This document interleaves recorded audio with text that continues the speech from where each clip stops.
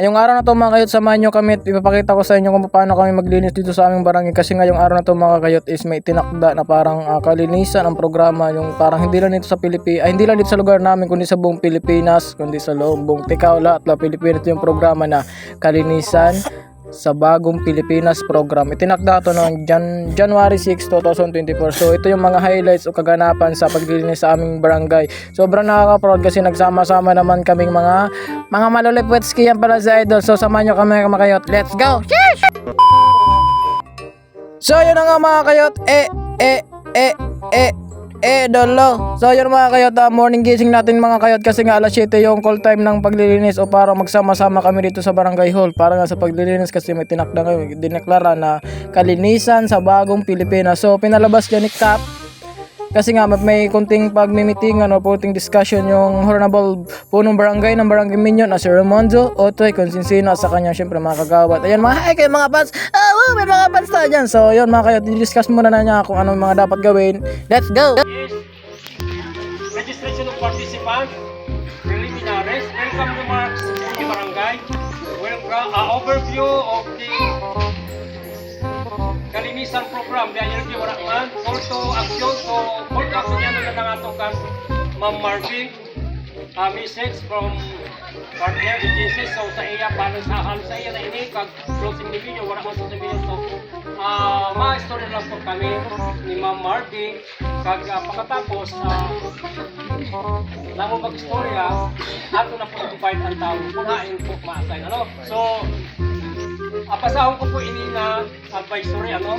So, the IRT Regional Directors, subject, supplemental directives for the launch of kalinisan sa bagong Pilipinas program, dated January 4, 2024. In line with upcoming national launch of the kalinisan sa bagong Pilipinas program on January 6, all regional directors are hereby directed to ensure compliance of all barangays of the conduct of simultaneous activity nationwide. So meaning, hindi lang kita dito ang nag-imos sa buong Pilipinas po ini ginanap pasyon, no? Then pagkat na po kita sa mga participating, ano, so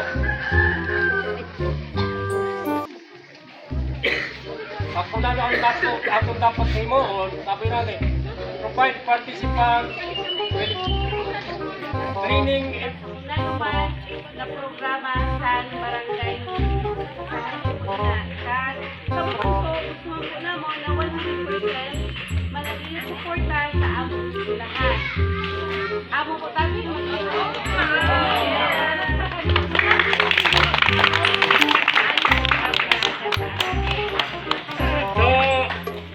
At pagkatapos nga ng mga discussion ng mga kayot, yung konting discussion lang at ayun, nag-ipon-ipon na yun at nagdeklara na, nag-assign na si Kapitsan Otoy Consinsino or Ramondo kung ano man tawag. So mas kilala siya sa lugar namin na Tio Otoy tawag kasi yun yung bansag niya. So ito yung naglalakad dyan, mga naglalakad na yung mga yung mga purpose beneficiary, inassign sila dun sa elementary school kasi asan yan, every ganon kung anong role mo sa barangay ganon. So ayan mga kaya naglalakad na sila, medyo maulan-ulan pa dyan sa time na yan pero may nang kunti lang naman yung ulan-ulan ganon. Shoutout nga pala dyan sa mga nagpapapicture.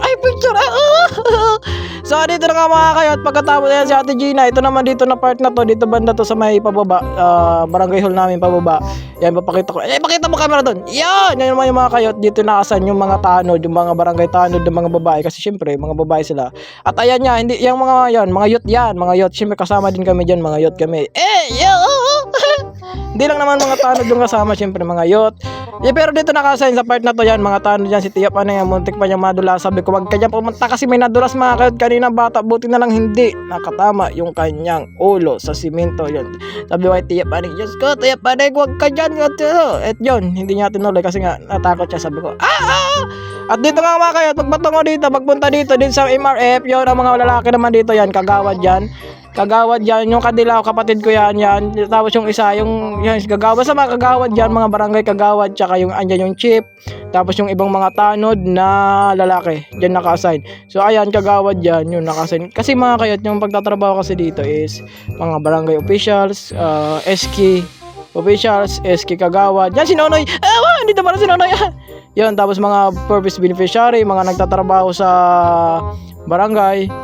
Yun, Chuchukiling nga pala yun. Sa camera. Chutarok nga pala kay Chutarok. Ayan si Kagawad Junior. Ay, si camera. Ayan si Junior. Muntik na malaglag. Makiat na nga si Nonoy. So napapansin nyo, palagi ko naman kasama si Nonoy dati sa balag, diba? Yung pagmumuhag namin na pagod. Ayan. Yung MRF, yung tulong-tulong. Ang sarap sa pakiramdam. Yung mga nagtutulungan talaga yung mga pumuluyo ng barangay, no? Hindi lang naman to dito sa amin to naglilinis. Sa ibang barangay din na may nakita mga post, ganun. Naglilinis. Ayan, tingnan nyo naman makayat kung gaano kalupit, kung gaano katindi talaga. Pag nagsama-sama, yung amin pumuluyo ng barangay. So pag pasensya nyo, makit kung may sumisinghot dito sa likod ko, nag-voice over ako nito. Ito kasi suminghot. Uy, voice over kita. So ayan, pagbatango na kami dito nga, pumunta na kami. Ako nga pala. Ay kami, kasi dalawa kami dyan nagbibideo. So yung isa, di ko napapagalala. Andito kami sa school. Ito naman, dito sa school, ito yung naman nakasign yung mga purpose beneficiary. Alam nyo yung purpose, yun. Pantawid Pamilya Program. Pantawid Pamilya Program. Ay, tatlo lang. Bakit purpose? Tatlo lang. Pantawid. Basta yung mga purpose beneficiary naman makayo. Tapos magpatungo naman dito. Pumunta naman kami sa plaza. Pupunta ko sa plaza mga. Ay, dito na naman yung nakasign yung mga SK. Ayan, SK. Yung naka-ready. Ayan. Yung naka-jersey yung SK namin ngayon. Kasalo ko yung SK siya. Si John Briggs Kabatian. Tapos dito naman sa gilid mga kayo. Ayan, yung mga purpose pa rin yan. Kasi school yan. Ayan, yun sir. Shoutout to you, sir. Sino to? Sir. Salamat to, sir. Sir Kevin. Yun, shoutout. Si Tanoy Noy. Ayan, si Tanoy Noy.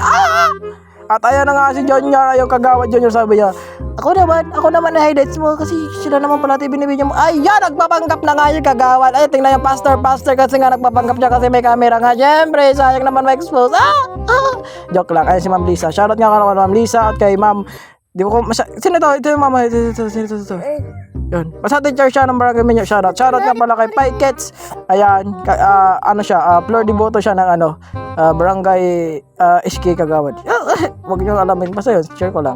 At ayun na nga mga kayot. Ayan, tulong-tulong pa rin sila. At dito na kami sa part na to. Ayan na nga. May umaakyat pa. Paakyat. Tapos ito na nga. Ito yun. Dito na part. Bago to sa may barangay hall. Pababa sa part barangay hall. Ayan. Basta yun, ginagawa ko rin yan kasi mga kayot. Ako ang ginawa ko yun, may taga-video na may kunting linis. Nagbablog lang tayo dyan na may kunting linis mga kayot. At ayan na nga yung aming Kagawad, dati siyang kapitan, ayan si Kapitan Lene. Kasi masanay na ako sa kanya pagtawag ng Kap, so tinatawag ko pa rin siya ng Kap ngayon. Pero hindi na siya, asawa niya yung kapitan niya. Share ko lang sa inyo mga kayot, yan. Tapos Jonel, ayan, andito na kayo sa may kanal. Ay, hindi pala sa may sapa na to. Diyos ko, may ahas dyan, muntik pa nga kami kakatangas niya. Joke lang, walang ahas dyan, pero Diyos ko, sobrang ingat kasi sobrang dulas. Ayan, nakita niyo yan, muntik pa yan matamaan kanina ayan basta may pinuputol din na kahoy, so muntik siya matamaan. Sayang, hindi siya nakita sa video. Kung nakita yun, just go! Ay, lot sana yun. Madulas dyan ng face yun daw. Yung mga sinasabi ko sa inyo, pag tinama! Kunot sa tamaan. At ayun pala, dito na tayo sa MRF. Ano ba to? MRF. So, ayan mga kayot. Wala na akong masabi. Hirap pala mag-voice over talaga. So ayun, nakaka-proud. Ayan. Sipag talaga ni Kaplane. Ay, hindi pala siya Kagawad na siya ngayon. Si Flor de Boto. Pero kasi nasanay na kasi ako sa pagtawag sa kanya ng kapitan. So pagpasensya niya. Pero hindi talaga siya yung kapitan ngayon. Before, dati siya yung kapitan namin. Ngayon, hindi na. Pero siya yung Flor de Boto sa Kagawad. Yung asawa niya yung kapitan ngayon. Kasi nasanay niya talaga ako magtawag ng Kap. So, ganun talaga. At ito naman yung idol natin. Ayan, sabi niya, ako naman idol. Paano sa vlog? Ayan, nagsus for the rampa na naman. For the panggap. Kasi nga may camera. Siyempre, kailangan natin panggap. At ito naman yung isa, yun. For the highlights yan. Ipakita mo kung sino ka.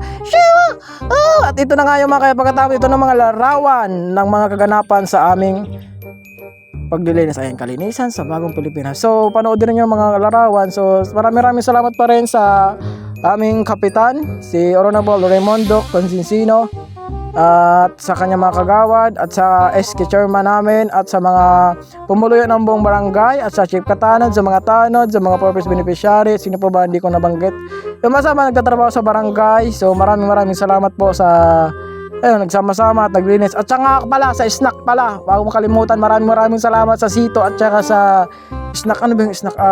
Yung snack na yung isa pa. Ito, ingin itong katabi ko. Nagbubusober ako. Nagagalit ako. Joke lang. Yung snack pala, maraming salamat yung Sito. Tapos yung racing pie, yun. Kaya sumakit yung ngipin ko. So, dito na muna ito magtatapos mga kayo. At panoorin nyo yung mga vlog na lang or yung mga picture. And Peace yo. God bless you.